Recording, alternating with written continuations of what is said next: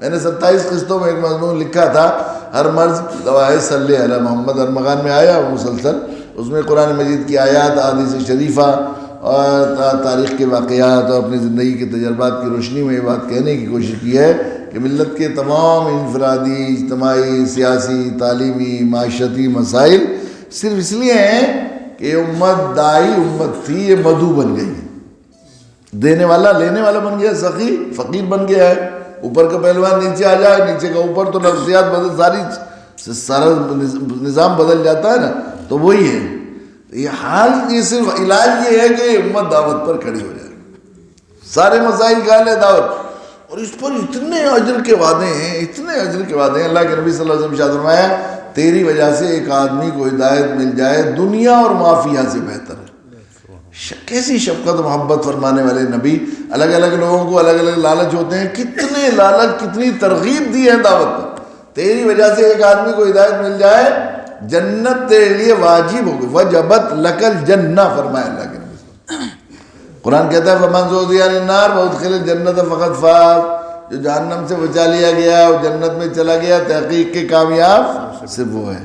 اور اللہ کے نبی فرما رہے ہیں تیری وجہ سے ایک آدمی کو ہدایت مل جائے، جنت تیرے لیے واجب ہو جائے گی، وجبت ماضی کے ذکر، واجب ہو گئی تیرے لیے جنت، جنت واجب ہو گئی۔ اللہ کے نبی اللہ کے نبی صلی اللہ علیہ وسلم نے فرمایا تیری وجہ سے ایک آدمی کو ہدایت مل جائے، اس سب کے فتح کرنے سے بہتر ہے جس پر سورج طلوع ہوتا ہے۔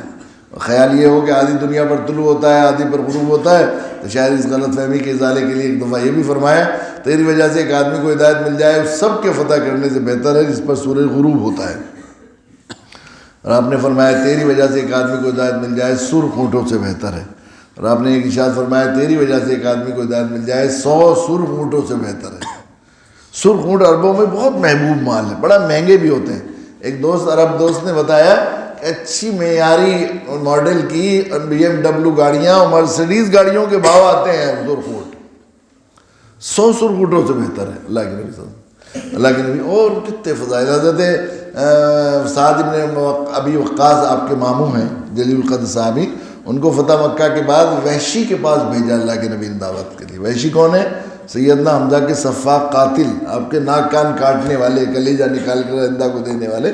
کہا کہ بس جاؤ سعد، وحشی کو اسلام کی دعوت دو، تمہاری وجہ سے ایک آدمی کو ہدایت مل جائے، جنگ میں 1000 اسلام دشمن کافروں کے قتل کرنے سے افضل ہے۔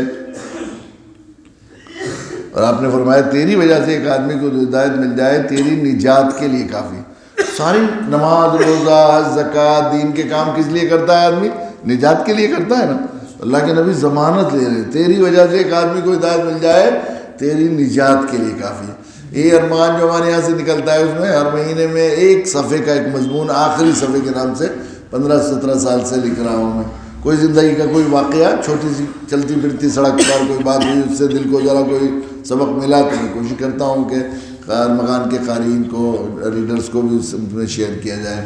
اس میں ایک واقعہ میں نے لکھا ہے کہ ہمارے یہاں کے ایک صاحب تھے، حافظ صاحب، حافظ اللہ بندے، ان کی سسرال ایک ایسی بستی میں تھی جو بالکل جاٹوں کا، ہندو جاٹوں کا ایریا تھا، کوئی مسلمان گھر نہیں تھا، صرف انہی کا گھرانہ تھا۔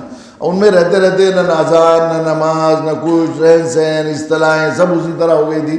تو حافظ صاحب کو خیال ہوا کہ ان کی نسلوں کی ایمان خطرے میں ہے، بہت کوشش کر کے کسی طرح ان کو پھلت منتقل کر دیا، ہجرت پر آمادہ کی۔ وہ آئے تو وہ جو ہے وہاں پر وہ تیل بیچا کرتے تھے، حکیم جی کہلاتے تھے ان کے سالے، 6.5 فٹ کا قد تھا ان کا، بالکل کالے جیسے ایتھوپیا کے کالے ہوتے ہیں، ایسے موٹے موٹے ہونٹ، دانت نکلے ہوئے، اور ہر وقت شراب میں دودھ میں رہتے تھے، نشے میں، موٹی موٹی آنکھیں بالکل سرخ، شراب کے نشے میں، اور دانت، تو ڈراؤنی سی صورت تھی بالکل۔ تو ہمارے یہاں مائیں بچوں کو بھوت پریت سے ڈرانے کے بجائے ماما سے ڈرانے لگی تھی۔ جب وہ روتے تھے بچے چپ ہو جا، ماما آ جا، کہا جا، چپ ہو جاتے تھے لوگ، دیکھ کے بھاگتے تھے بچے ان کو۔ تو ہر وقت بہت کوشش کے باوجود عید کی نماز بھی پڑھنے نہیں جاتے تھے۔ پلت میں شراب ملنی تھی نہیں تھی تو وہ ایک دکان پہ اسپرٹ ملا کرتا تھا، بچوں کو پیسے دیتے، اسپرٹ منگا کے اس سے اپنی تسکین کیا کرتے تھے۔ رمضان المبارک کا مہینہ آیا، سخت گرمی کا، 35-36 سال پہلے جب بہت مئی کا زمانہ چل رہا تھا، تو جب آخری جمعہ آیا، جمعہ رات کو کہنے لگے کل کو میں روزہ رکھوں گا، تو بچے سب ہنسنے لگے، ماما ایسی گرمی میں کیسے روزہ رکھے گا، کبھی روزہ نہیں، نماز نہیں پڑھی، کبھی کچھ نہیں کری، رکھوں گا۔ تو رات کو نہائے دھوئے کپڑے پہنے, پہلی 2 رکعت نماز تہجد کی زندگی کی پڑھی. اور وہ ادھر ادھر کو دیکھ رہے تھے حافظ اللہ بندے کے برابر میں, تو جیسے نیا اسلام قبول کرنے والا پڑھتا ہے تو بچے ہنسنے لگتے ہیں, تو ایسے ہنس رہے تھے ماما کیسے پڑھ رہے ہیں, ادھر کو بھی دیکھ رہے ادھر کو بھی دیکھ رہے. بیٹھا بھی نہیں گیا انہیں قاعدے میں, تو ایک پاؤں اٹھا کے کبھی بیٹھتے تھے کبھی دوسرا پاؤں اٹھاتے تھے. خیر انہوں نے پھر فجر کی نماز پڑھی, سحری کھا لی, سحری کھا کے کیا 7:30 بجے ان کو جو ہے پھیپھڑے گل گئے تھے. پہلے بھی ایک دفعہ بلیڈنگ ہو چکی تھی, کھانسی ہونی شروع ہوئی اور اس میں خون آنا شروع ہو گیا. تو لوگوں نے کہا کہ پانی پی لو, زندگی کا پہلا روزہ ہرگز نہیں افطار ہوں گا. ڈاکٹر کے یہاں لے گئے, ڈاکٹر نے کہا انجیکشن لگے گا. تو انہوں نے سوچا انجیکشن سے روزہ ٹوٹ جاتا ہے. ایک مولانا نے کہا کہ انجیکشن سے روزہ نہیں ٹوٹتا, تو انجیکشن لگوا لیا انہوں نے. پھر اس سے کہا کہ ٹیبلٹ کھانی پڑے گی. انہوں نے کہا نہیں زندگی کا روزہ ہے پہلا, تو ہرگز نہیں. تو 8:30 بجے انتقال ہو گیا. جمعے کے دن انتقال ہوا, رمضان میں انتقال ہوا, روزے کی حالت میں انتقال ہوا. حدیث میں آتا ہے جمعے کے دن انتقال ہوگا تو حساب کتاب نہیں ہوگا, رمضان میں انتقال ہوگا تو بغیر حساب کتاب جنت میں جائے گا, روزے کی حالت میں انتقال ہوگا بغیر حساب جنت میں جائے گا. زندگی میں کوئی عمل نہیں کیا, پہلا روزہ ہے, اور 3 فضیلتیں بغیر حساب کتاب کے ان کو حاصل ہوئی. تو لوگوں نے سوچا چلو جمعے میں تدفین کر دیں, آخری جمعہ ہے تو کیا. تو ہمارے یہاں وہ رضاکارانہ طور پر قبر کھودتے ہیں, بغلی کی قبر, اس میں ذرا ٹیکنیکل وہ ہوتا ہے, تو انہیں بیچاروں کو اطلاع کر دی گئی.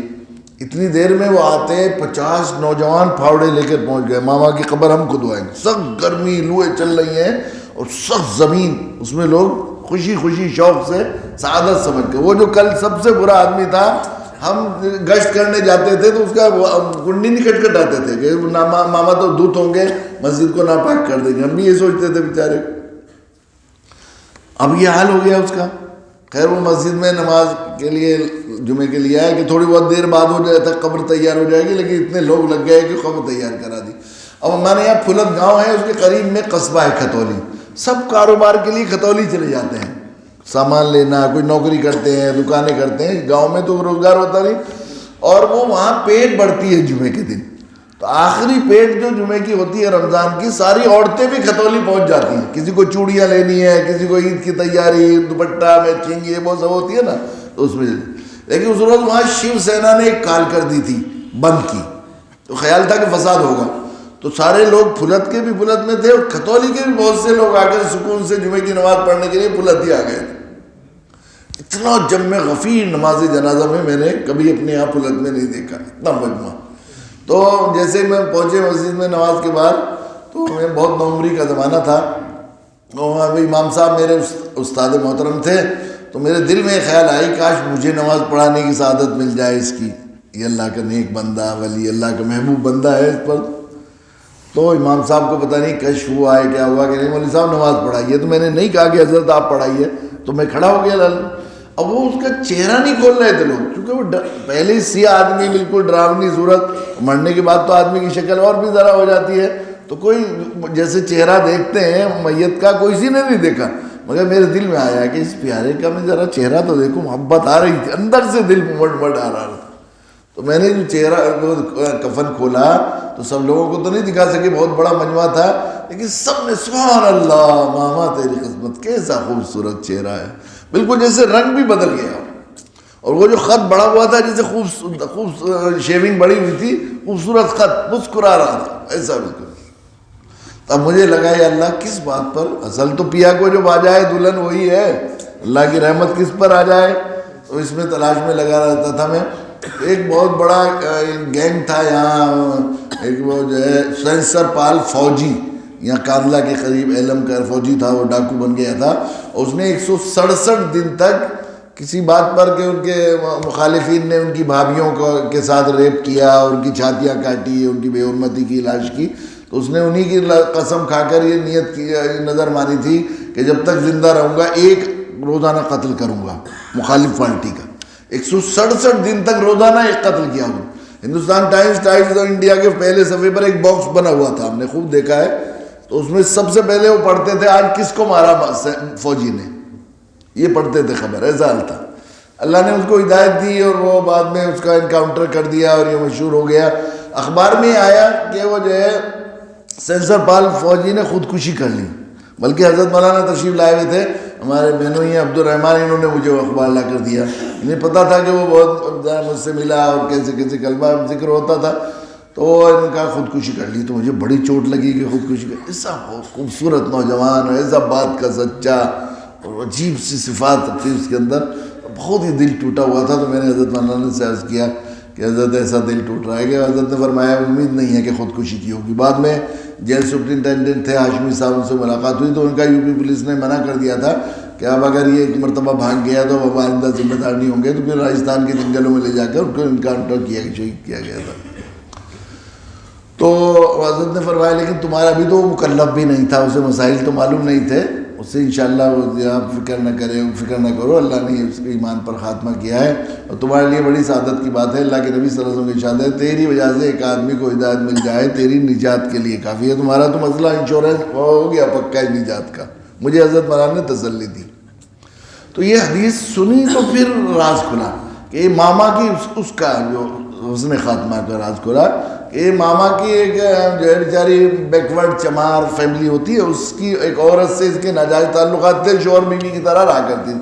تو حافظ اللہ بندے نے ان سے کہا کہ جب یہ رہی تو نکاح کر لے تو کلمہ پڑھا کے۔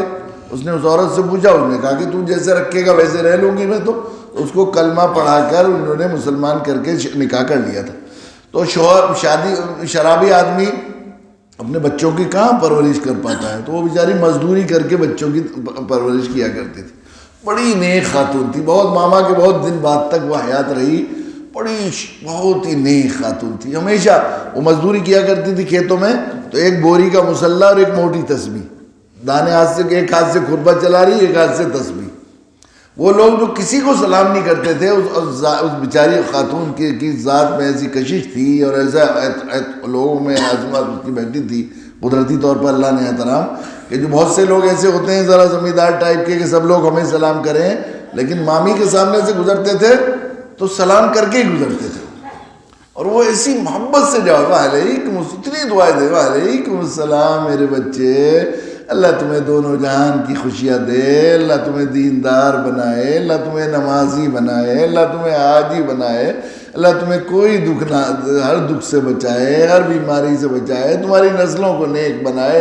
ایسی رٹی رٹائی ایسی پیاری دعائیں، وہ دیر تک اس کی میٹھی میٹھی دعائیں کانوں میں رس گھولتی رہتی تھی۔ اس شخص کے نامہ اعمال میں سوائے ایک نیکی کے کہ وہ ایک خاتون کی ہدایت کا ذریعہ بن گیا تھا، اللہ تعالیٰ نے 30 کھلی آنکھوں دکھایا ہے۔ رمضان مبارک میں انتقال ہوا، روزے کی حالت میں انتقال ہوا، جو بغیر حساب کتاب کے۔ اللہ کے نبی نے فرمایا تیری وجہ سے ایک آدمی کو ہدایت مل جائے تیری نجات۔ اب یہ بھی سوچئے کہ کافی دن تک تو اس سے ناجائزی تعلقات تھے، اس کے تو زنا ہی کرتا رہا، پھر ساری زندگی شراب میں رہا۔ حدیث میں آیا ہے کہ مسواک کے 70 سے زیادہ فائدے ہیں، ادنا فائدہ یہ ہے کہ مرتے وقت کلمہ نصیب ہوتا ہے، اور نشے کے 70، ایک تو افیم کے 70 نقصان ہیں ایک حدیث میں نشے کے 70 سے زیادہ نقصان ہے، ادنا نقصان یہ ہے کہ مرتے وقت کلمہ نصیب نہیں ہوتا۔ ان دو برے گناہوں میں زندگی پر مبتلا رہا، لیکن ایک آدمی کی ہدایت کا ذریعہ ہونا ان سب کے لیے تریاق ہو گیا، ہم سب کو مرنا۔ ویڈیو کے نیچے سبسکرائب کے بٹن پہ کلک کریں، بیل کے آئیکن پہ کلک کیجئے تاکہ ہر نئی ویڈیو کی نوٹیفیکیشن آپ کو مل جائے۔